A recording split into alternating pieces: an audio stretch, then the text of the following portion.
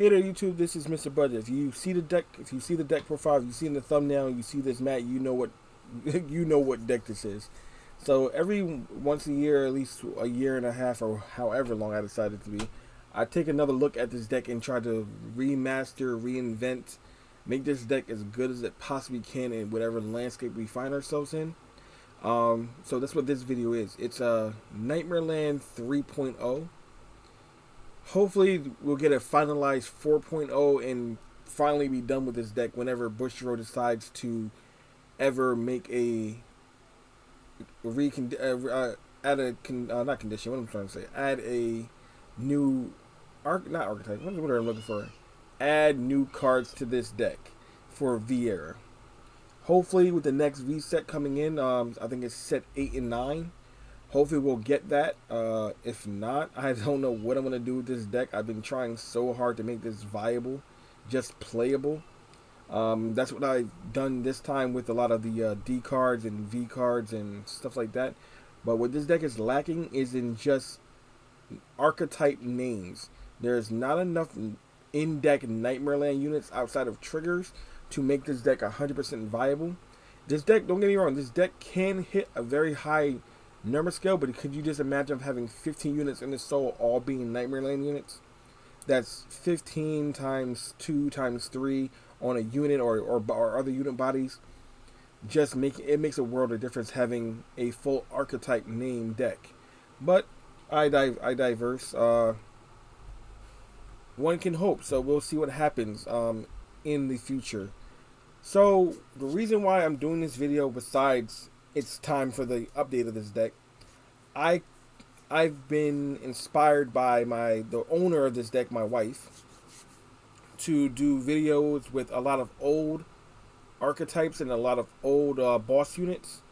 So you guys are going to be seeing a lot more of those deck profiles, maybe a few fight videos on them, using old cards like maybe Bladewing Reiji and things like that, how they can find a foothold in the new meta or whatever the case being. But that's what this is going to be a bit for a while.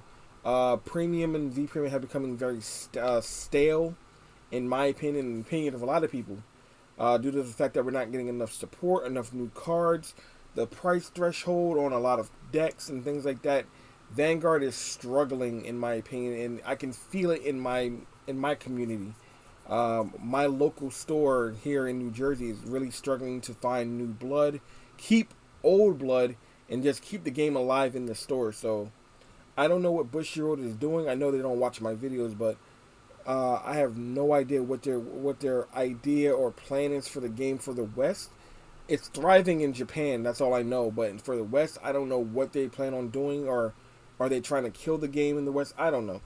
But I will have a discussion video with our good friend Cedric and a couple other people and their opinions, and a video coming very soon. We're just going to talk and discuss the landscape and the idealism of behind Vanguard and see if we all agree or disagree on if the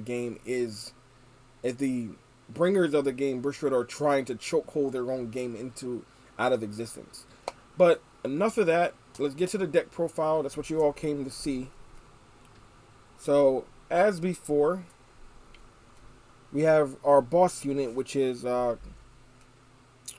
Queen of Nightmareland Hartrude. If you guys haven't seen my other videos, you go watch those. I'll put links somewhere in the description or up above or wherever. Base rundown, she's a Generation Break 1. In my opinion, she shouldn't have been a Generation Break 1. She should have been free to do her ability from Ride On, and then that's it. To me, that was a mistake. But Counterblast one, when she attacks or is attacked, you can retire rear guard and she'll gain +1 for every Nightmareland card in the soul until the end of that battle. So not only she's an offensive, but she's also a defensive boss unit, which in V Premium will be perfect for a protect deck, having a defensive type Vanguard in Premium. I mean, not Premium, in V Premium. We have Dontarian, which is King, so why not the Queen? Our other grade 3 that we're playing, speaking of V, is Usthorn Heater. So I've been looking through all the old cards and things like that to find something that matches well with the archetype. This, in my opinion, is a great addition. So what his skill is that when he's in the soul act. You can counterblast 1, discard a card from your hand. Don't worry about that. Add him from the soul to the hand, and then choose 2 cards in your drop zone and put them into your soul. So this means you can put more of your Nightmareland units in the soul, or if you're low on things in the drop, the card that you discard can be one of the cards that you add right back to the soul. So this is a good thing to get Dimension Creepers in the soul, to get Wear of Keegers in the soul. If you're playing Premium, to get the Grade 1 Unicorn from D-Era into the soul. This is just a good way to get things from your drop zone into the soul. So those are all the Grade 3s that we play. Next, we're also going to go into the Grade 2s. So as before, we play 4 copies of Dumb of Nightmareland. So this unit is a Generation Break 1. Again, I think it should not be a GB1. If his brother is in the soul, he becomes a base 11k constant, even on your opponent's turn.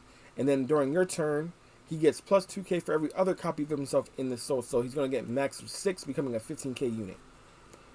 Our next Grade 2 that we're playing is for Emblem Master, which I believe is a staple in any DI deck.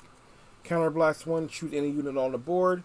Search your deck and graveyard for 3 copies of that unit. Put it in the soul. This is a good way to soul charge rapidly, soul charge directly, and getting your Nightmareland units into the soul a lot faster. So we have a G-Era card, we have a V-Era card, and now we have a D-Era card. We're also playing 4 copies of Cutting Sword Dancer Kwangri. Cannot pronounce that name for the love of me. But with this, the reason why we play this card is that we want to get our dumb out of our soul if need be, or any other unit for that matter out of our soul. So this card is 1 place, counterblast 1 on rear guard, discard a card, and perform the effects down below for the number of cards you have in your soul. 7 or more, discard a card. Discard a card and grab any card from your soul, add it to your hand, and then soul charge 1. And then 13 or more, your front row gets plus 5. So this is just another way. We're really just using him as a way to get our utility cards or things that we need out of our soul back to our hand. Those are all the Grade 2s. Now we're going to go into the Grade 1s. We're playing 4 copies of Dormouse of Nightmareland. So Dormouse here is to be an Ignition Key. Again, Generation Break 1. I don't think it should be, but hey. Rest. Choose one of your Vanguards, and it gets plus 1k for every card with Nightmareland card in your soul. Your Vanguard does not need to be a Nightmareland unit to do this, but its other skill is when it is retired, it can be retired from rear guard. It can be called over or retired through an ability. Soul charge 1 card and choose one of your other units with Nightmareland in its name and give it plus 4k. Great for the time that it was in. I believe these 3 units, Hartrude, Dumb, and Dormouse, need a VR remake, which would be really great for the deck. But what the deck really needs is a lot more of other Nightmareland units for the main deck, just to flush out the deck. Next, we play 4 copies of Succubus of Pure Love.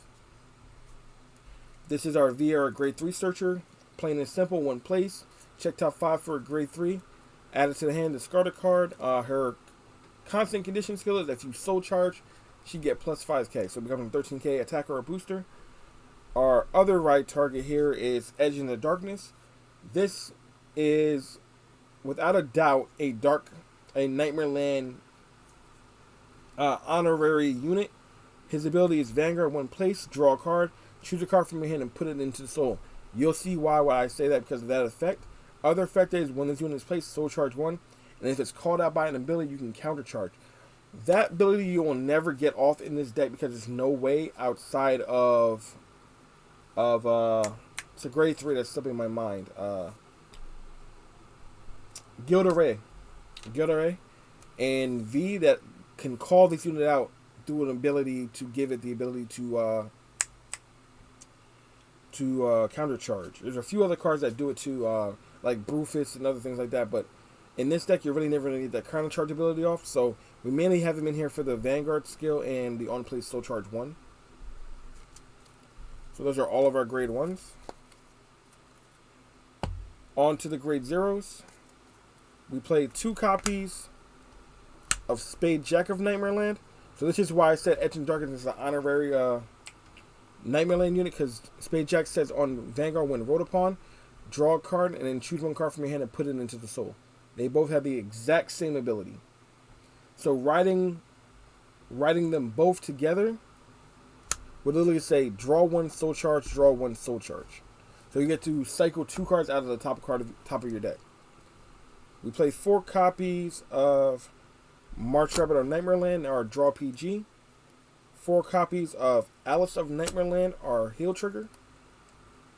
4 copies of D of Nightmareland, our other crit. So, our effect crit. So this is Act once per turn, Generation Break 1. This is fine being GB1. I don't mind this being GB1. If your Vanguard is a Nightmareland unit, put this card into Soul, choose one of your units and give it plus 1k for every card with Nightmareland in the card name. Same as Hartrude. But if his brother, Dumb is the target, you get to draw 1 card. So not only this is a power-up, soul charge, but also a draw engine for the deck. And our last grade 0 is 3 copies of Monochrome of Nightmareland. This is another draw engine, so Monochrome is also a Generation Break 1. Again, I don't mind it be. The crits can be GB1s, I don't mind. I mean, the triggers can be GB1, I don't mind. But the units in the main deck should be GB free. There's no way that we have to wait to turn 4 to start doing our skills. It's unfair. And especially that Hartrude doesn't have a stride skill. Speaking of stride skill, Jack is the reason why we have a stride skill, because once you stride, you can superior call Jack and then soul charge 1 card. That's the only stride skill this deck has. Going on back to Monochrome, Generation Break 1. Act, put this card back to the top of your deck. Shuffle your deck. If your soul has 6 or more cards, you may counter charge 1, then soul charge 1, and then if your soul has 10 or more cards, when you do that, you get to draw a card. So again, it's a soul charge, a counter charge, and a draw. So you have power, soul charge, and draw, counter charge, soul charge, and draw. And then our last one is everyone's favorite, the over trigger. You could run this one. You could run the DI over trigger. It doesn't really matter. You don't have to run it at all if you don't like to. You just run a 4th copy of Monochrome. And that basically will be your entire trigger lineup. Yeah, there's not a lot to be said about this. It's just trying to get the most out of this deck for what it's worth. It takes a very good pilot to know what you're doing with this deck. Like, you literally need to be aware of everything that's going on around you, your opponent's doing, and things like that, to make this deck optimize and make it work to its best potential. The only issue that I'm seeing in this deck is A, the main 3 units in the deck should not be GB locked. I feel that's a mistake on Bushiroad's part. B, there's not enough Nightmareland units. I can't say that enough. This is an archetype only because it's not a series of cards. It is an archetype only because that just about every old DI trigger is a Nightmareland unit. But we can't have our entire deck full of triggers. It would be asinine, unfair, and things like that. We're only allowed the 16 triggers. And 2 more things, the only other things I would say this deck needs: A, a Stride, B, a G Guardian that's archetype specific. If we had those 3 things, this deck would be amazing in DI.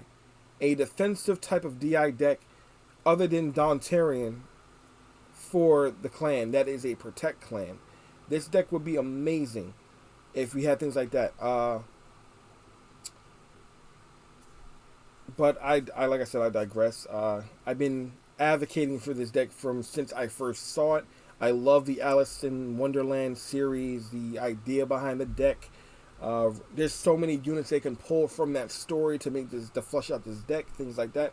The White Queen, the Jabberwocky, the Bandersnatch, things like that. Other fairy tale stories, Little Red Riding Hood, and things like that to make this deck fun, fantastical, and just what it should be. But if you agree what I think, put a comment down below. If there's any other archetypes that have not been fully fleshed out in Vanguard that you have been dying and waiting for Bushiroad to come around to, please leave that in the comment down below. Please like, subscribe.